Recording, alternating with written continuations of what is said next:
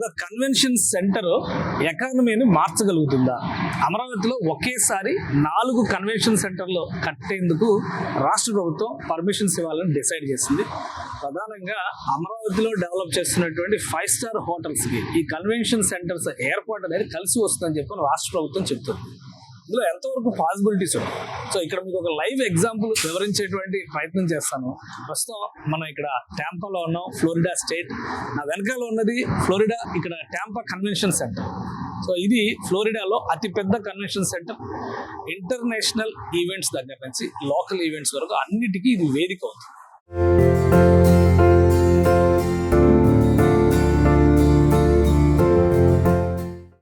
అమరావతిలో second phase భూ సమీకరణతో పాటు కన్వెన్షన్ సెంటర్లకి 4 ప్రదేశాలని రాష్ట్ర ప్రభుత్వం డిసైడ్ చేసింది. అంటే సిఆర్డీఏ ఇచ్చినటువంటి ప్రపోజల్స్ని ఆల్మోస్ట్ యాక్సెప్ట్ చేసింది.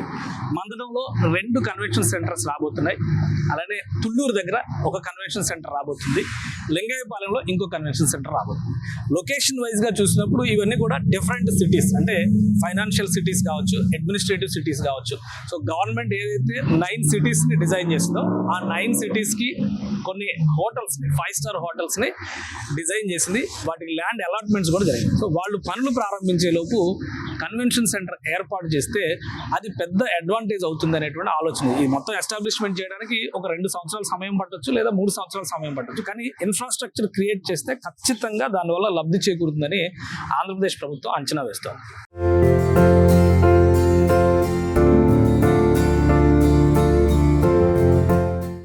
ఇది టాంపా కన్వెన్షన్ సెంటర్. 1990స్లో టాంపా అనేది ఒక మామూలు నగరంగా, చిన్న నగరంగా ఉండేది.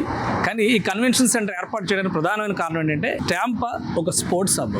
ఇక్కడ బేస్బాల్ దగ్గర నుంచి, టెన్నిస్ దగ్గర నుంచి అనేక క్రీడలకి ఇది కేంద్ర స్థానం.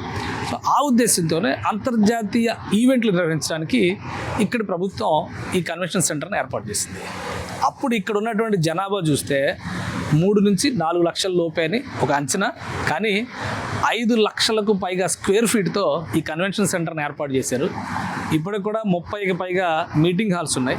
కనీసం 4,000 మంది పార్టిసిపేట్ చేయగలిగేటువంటి బాల్ రూమ్ ఉంది. సో టాంపా కన్వెన్షన్ సెంటర్ వచ్చిన తర్వాత జాతీయ, అంతర్జాతీయ ఈవెంట్లు, అమెరికన్ కల్చరల్ హెరిటేజ్ కూడా ఇది ఒక సెంటర్గా మారిపోయింది. ఈ ప్రాంతం మొత్తాన్ని కూడా ఎలా మార్చిందో మీకు ఒకసారి నేను చూపిస్తాను.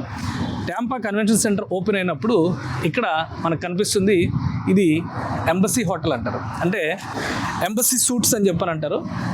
టాంపా కన్వెన్షన్ సెంటర్తో సమాంతరంగా అప్పుడు ఏర్పాటు చేసినటువంటి హోటల్ ఇది. 24 అంతస్తుల భవనంగా ఈ ఎంబసీని తీసుకొచ్చారు. ఇది Hilton group of hotels run చేస్తుంది. ఇప్పుడు ఆంధ్రప్రదేశ్లో అమరావతిలో కూడా హిల్టన్ హోటల్స్, ఒక 5 స్టార్ హోటల్స్ కట్టబోతుంది. అమరావతి ప్రాంతంలో ల్యాండ్ అలాట్మెంట్ జరిగింది. సో ఇది క్రమంగా డెవలప్ అవుతున్నటువంటి విధానం చూసిన తర్వాత ఇక్కడ గవర్నమెంట్ మ్యారియట్ గ్రూప్కి ల్యాండ్ అలాట్మెంట్ చేసింది.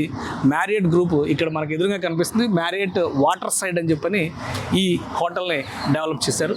ఇప్పుడు ఇటు పక్కన చూడండి, నాకు ఇటు పక్కన కనిపిస్తున్నటువంటి హోటల్ ఇది JW మ్యారియట్. అంటే ఇవన్నీ కూడా 5 స్టార్ హోటల్స్. ఒక భారీ రేంజ్ ఇన్ఫ్రాస్ట్రక్చర్ క్రియేట్ చేస్తూ అప్పట్లో ప్రభుత్వాలు తీసుకున్నాయి. ఇవి ప్రారంభమైంది కూడా 2006, 2010 మధ్యలో జరిగినటువంటి నిర్మాణాలు ఇవి. ఇక ఈ ప్రాంతంలో ఉన్నటువంటి టూరిజం అట్రాక్షన్స్ని దృష్టిలో పెట్టుకొని చూస్తే అటు వెస్టిన్ కానీ అనేక హోటల్స్ వచ్చేసినాయి. ఇప్పుడు ఇది ఒక పెద్ద కల్చరల్ సెంటర్గా మారిపోయింది. చివరికి టూరిజం బేసిస్లో ఇక్కడ ట్రామ్ లాంటి వ్యవస్థలు, ట్రాన్స్పోర్ట్ సిస్టమ్, ఇది ట్రామ్ సెంటర్. ఇది ఏంటంటే మనకేదో బొమ్మలా కనిపిస్తుంది, చూస్తానికి ఒక మంచి డిజైన్ లాగా కనిపిస్తుంది, ఒక మంచి కనోపీలా కనిపిస్తుంది.